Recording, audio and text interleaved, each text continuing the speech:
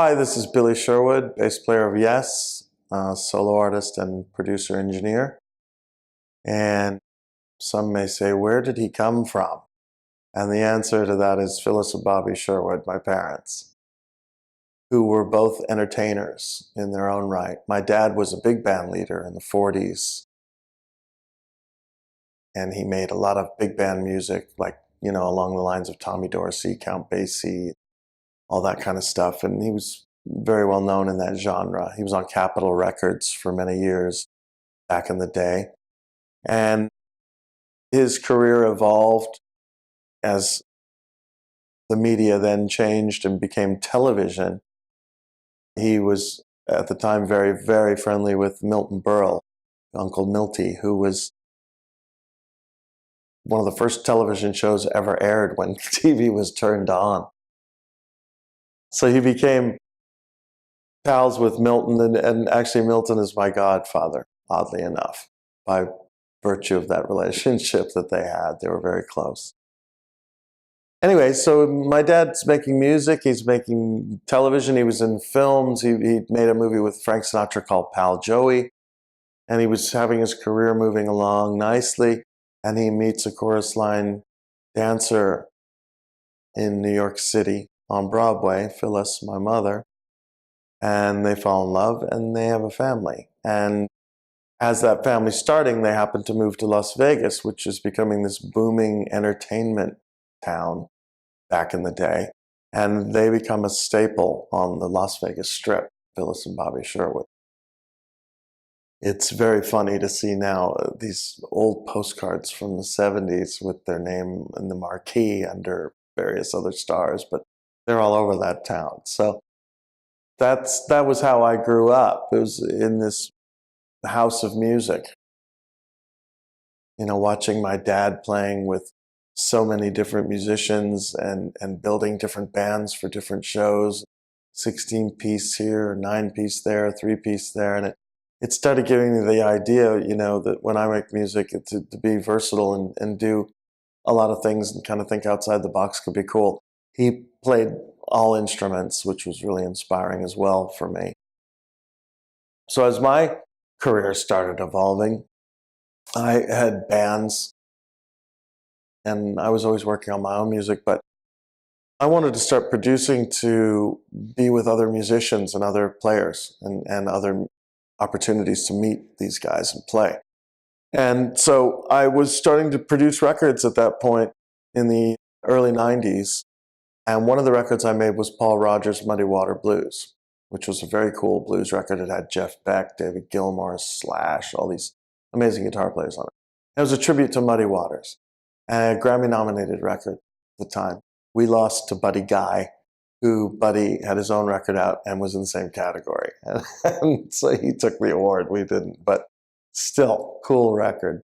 And as a result of that sort of tribute style record that was made right there, I started getting calls to make other records like that. Can you do the same thing but build it around the music of Queen, or do it around the music of Pink Floyd, So I started doing tribute records, and which I have a passion for music.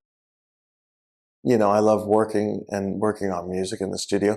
So these were opportunities to reverse engineer these amazing records that I'd grown up on and try to get it right, again, so to speak, sonically. And then, I had the budgets at my fingertips to call in all these amazing musicians and bring them on board. So every record was filled with amazing people, dozens of people.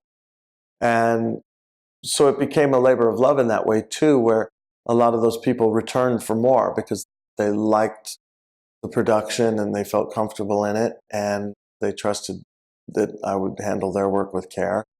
And it became more for them, so they would return. I mean, you find John Wetton on several of the tracks from different records, including the Beatles stuff that I did with him, and again, the Floyd things.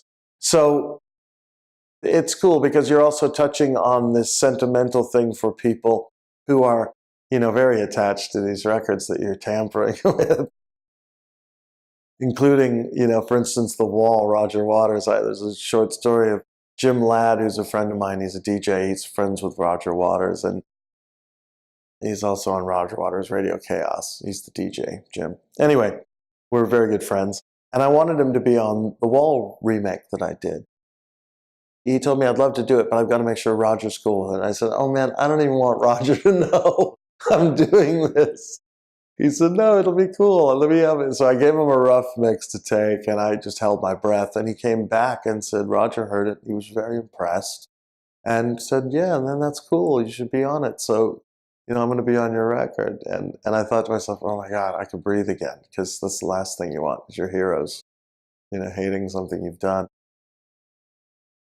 It's a sentimental thing for a lot of people, even me, as I'm making it, because I'm having to step on some sacred ground as I'm doing it. But as I do that, I try to do it with respect and bring the best quality to it, and also the most interesting musicians I can gather at the time, and to put their art into it. And hopefully that record creates another sentimental value for someone else down the road when they start craving to hear Ian Anderson do The Thin Ice from the Wall remake, or any one of those songs, Chris, myself, and Alan doing Comfortably Numb. So that music's there to be discovered, but it all plays into that idea of the sentimental value of how music touches people.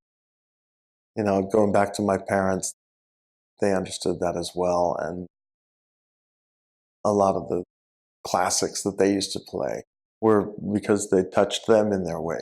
My dad used to play Gershwin and all these amazing composers from back in that day. It's because of the sentimental value of music, what it means to people.